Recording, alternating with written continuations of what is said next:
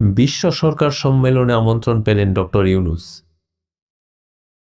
সংযুক্ত আরব আমিরাতের দুবাইয়ে আগামী ফেব্রুয়ারিতে অনুষ্ঠিত হতে যাওয়া বিশ্ব সরকার সম্মেলনে অংশগ্রহণের আমন্ত্রণ পেয়েছেন প্রধান উপদেষ্টা ডক্টর মোহাম্মদ ইউনূস।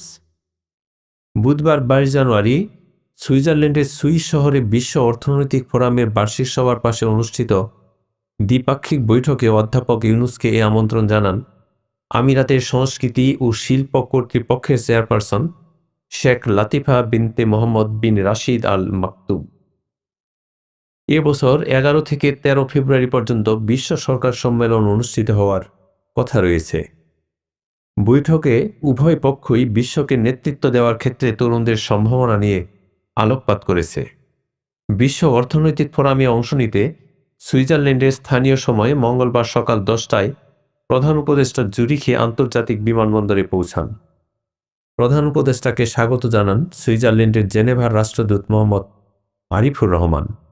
আগামী 25 জানুয়ারি তার দেশে ফেরার কথা রয়েছে।